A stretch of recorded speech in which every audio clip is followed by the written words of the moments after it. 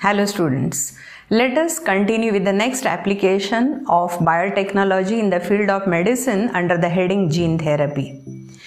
It is defined as replacement of defective gene by addition of corrective gene so that we can cure the diseases at the genetic level, or we can treat the disease which is caused by some gene mutations. So generally, at the molecular level, when the mutant gene is affecting the individual's metabolism, then it can be treated by this particular new invention. The first case study which gives successful result for treating a disease called severe combined immunodeficiency, and Dr. Anderson treated a person suffering from SCID. Before we deal with the steps involved in treating SCID, let us have a brief idea about our acquired immune mechanism. This already we have studied under the topic human health and disease. As you are aware that we have one immune ability right from the birth having general effect towards all the invading pathogens, and this we call it as innate immunity, which is always non-specific. It is working at surface level by physical barriers and by chemical barriers along with some mechanical actions. Sometimes there is an inflammatory response shown to the local injury. Sometimes it is by cellular defense with the help of phagocytes and killer cells, and if the cell is infected by virus, then interferons are available, which are antiviral chemicals blocking the sites for protein synthesis. But we have a special lymphoid system generating acquired immunity towards a specific pathogen. It is helping the person to remain healthy and can easily show defense mechanism against number of pathogens. Any foreign body entering human is treated as antigen. Non-self antigens are detected by T lymphocytes. In presence of that antigen, T lymphocytes known for generating cell-mediated immunity, in which they will produce clones like helper T cells, they produce killer T cells, they produce suppressor T cells. This is for primary immune response. And they also have memory T cells for generating secondary immune response in future. Now, while encountering this antigen for the first time, helper T cells stimulating B lymphocytes, which are always in the body fluids like blood and the lymph.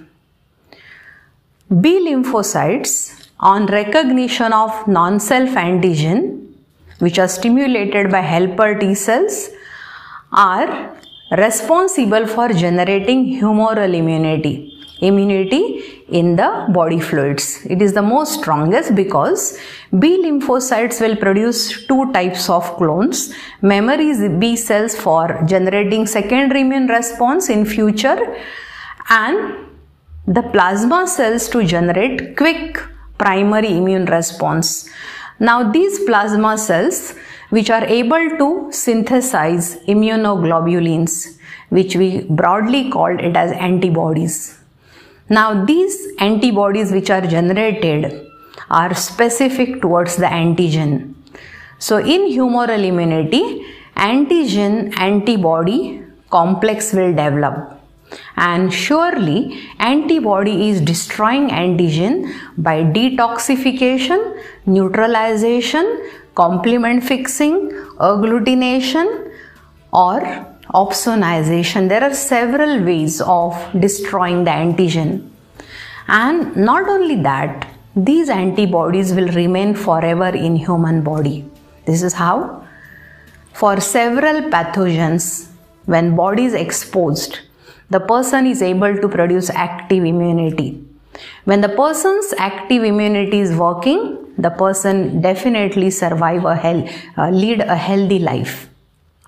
Here, in case of a rare disease called severe immunocombined deficiency, it is a genetic disorder caused by gene mutation. The person affected from SCID will not have differentiated T lymphocytes. And the reason for this, the enzyme who is catalyzing differentiation of WBCs into T lymphocytes is ADA, adenosine deaminase. This is important point. Due to deficiency of adenosine deaminase, the person will not differentiate WBCs into T lymphocytes. Now imagine no T lymphocytes in the body. Naturally, unknown antigen entering the body, no T lymphocytes available, so there is no cell mediated immunity, followed by there is no humoral immunity, no antibody production, and the person's body is prone to several infections. And this condition is named as severe combined immunodeficiency. So, Dr. Anderson tried gene therapy for this disease. He isolated WBCs from the patient's body. In that WBC, he introduced gene coding for ADA. By reverse transcription method, they obtained a complementary DNA. Means they studied ADA for sequence of amino acid, they constructed RNA, they used that RNA as a template to synthesize complementary DNA, and this cDNA is tagged with the retrovirus. Here, retrovirus is disarmed and used as a vector to carry gene of interest into the WBC. So here, WBCs are made, or WBCs are genetically modified to synthesize ADA. So in the initial level, he allowed cloning of WBCs. He also isolated ADA enzyme secreted from the cloned WBCs. First, he tried transfusion of WBC into the patient's body. But what he found was transfused WBCs able to synthesize ADA only for a few days. Means for a week period, the person can develop T lymphocytes followed by the stimulus given to the B lymphocytes and allowed production of antibodies. But continuous transfusion of B lymphocytes to the patient body is not advisable. Then second level, he tried direct administration of ADA to the patient's body. It also worked well, but it required continuous administration of ADA. So, need to maintain the culture of genetically modified WBCs, which is very hard task. Isolating ADA is not an easy task, and administrating ADA to the person whose immune system is not properly working is again a big question mark. So what he did, he tried bone marrow transplantation. He introduced gene of interest into the bone marrow cells and he transplanted that modified WBCs into the new implanted bone marrow, and this is how the person started giving response and cured from SCID. This is one ideal example of treating the defects caused by unfavorable mutations. Thus, for several genetic or molecular defects can be treated by gene therapy. Now here, in gene therapy, there are two methods. If the mutant or defective gene is found in the somatic cells, then we have to treat the somatic cells. This we call somatic cell line gene therapy. And if we know that some mutations are heritable or some genetic disorders are heritable, then we can prevent its inheritance by treating germ cells at the gonad level. This we call it as germ cell line gene therapy. So these are two types of gene therapy: somatic cell gene therapy, germ cell gene therapy. Further, if it is somatic cell gene therapy, we can isolate the somatic cells from the body, we can modify them, culture them and transfuse them. It is ex vivo gene therapy. But if it is germ cell gene therapy, then need to send corrective gene into a targeted site to replace the defective gene by using a specific disarmed retrovirus as vector.